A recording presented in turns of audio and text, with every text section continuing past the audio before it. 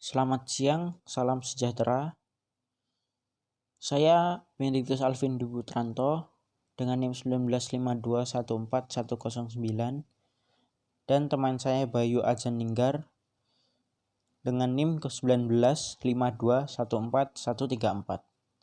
Saya mewakili kelompok akan menjelaskan tentang electromagnetic testing.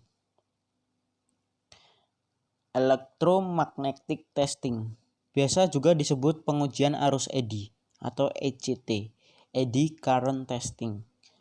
Metode pengujian elektromagnetik yang digunakan dalam pengujian non-destruktif atau NDT. Memanfaatkan induksi elektromagnetik untuk mendeteksi dan mengkarakterisasi kekurangan permukaan dan bawah permukaan pada bahan konduktif. Prinsip kerja. Dalam bentuknya yang paling dasar, probe ECT elemen tunggal, sebuah kumparan kawat konduktif sangat tertarik dengan arus listrik bolak-balik. Gulungan kawat ini menghasilkan medan magnet bolak-balik di sekitarnya dengan arah yang dipastikan oleh aturan tangan kanan. Medan magnet berosilasi pada frekuensi yang sama dengan arus yang mengalir melalui koil ketika kumparan mendekati bahan konduktif.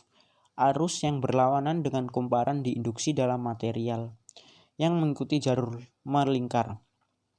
Arus melingkar ini disebut arus eddy.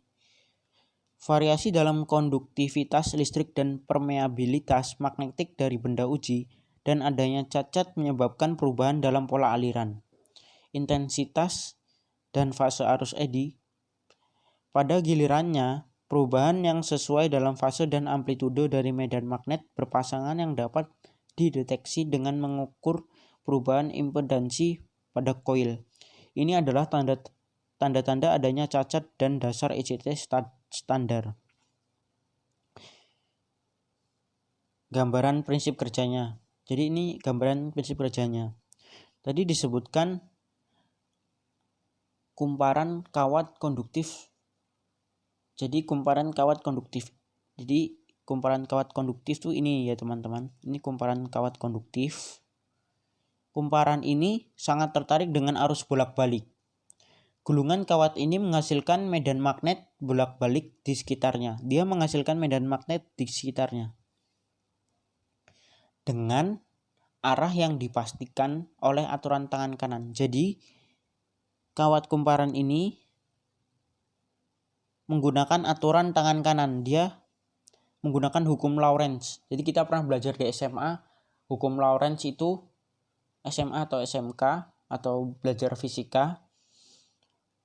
Hukum Lorentz itu tentang medan magnet kumparan yang searah dengan ibu jari. Jadi ibu jari tangan kanan, jadi dia berputar searah dengan ibu jari tangan kanan. Lalu medan magnet berosilasi pada frekuensi yang sama dengan arus yang mengalir melalui koil. Ketika kumparan mendekati bahan konduktif, jadi ketika kumparan ini mendekati bahan konduktif material,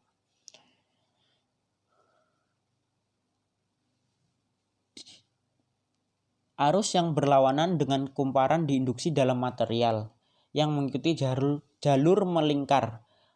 Arus melingkar ini disebut arus eddy. Jadi arus melingkar ini dia kan kumparan ini mendekati. Kumparan ini menghasilkan arus bolak-balik, lalu dia mendekati dan menghasilkan arus eddy ini. Jadi ini arus eddy ya teman-teman, arus eddy. Lalu variasi dalam konduktivitas listrik dan permeabilitas magnetik dari benda uji dan adanya cacat menyebabkan perubahan dalam pola aliran, intensitas, dan fase arus eddy. Jadi jika ada kecacatan, arus eddy ini akan berubah pola. Pola alirannya akan berubah. Jika pola aliran berubah, maka bahannya itu cacat. Jadi diketahui dari pola aliran ini, jika berubah berarti bahan itu mengalami kecacatan.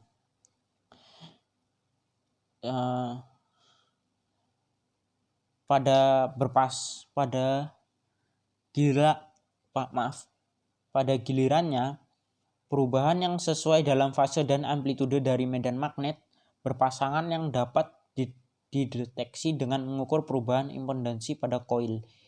Ini adalah tanda-tanda adanya cacat dan dasar ECT standar. Jadi, kumparan ini menggunakan coil pancake. Coil pancake itu ya ini, seperti kue. Kumparannya seperti kue. Lanjut teman-teman. Keuntungan.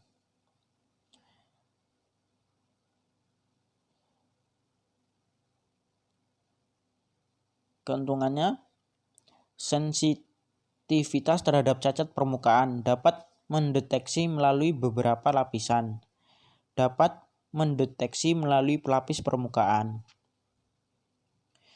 Pengukuran konduktivitas yang akurat, dapat bekerja secara otomatis.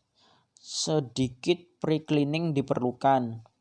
Portabilitas, ini keuntungannya. Lalu ada kekurangannya. Sangat rentan terhadap perubahan permeabilitas magnetik. Hanya efektif pada bahan konduktif. Tidak akan mendeteksi cacat sejajar dengan permukaan. Tidak cocok untuk area yang luas dan atau geometri kompleks. Diperlukan interpretasi sinyal. Tidak ada catatan permanen atau kecuali otomatis. Sekian dari kelompok kami. Maaf jika ada kata yang kurang berkenan atau salah tutur kata. Mohon maaf dan saya ucapkan terima kasih.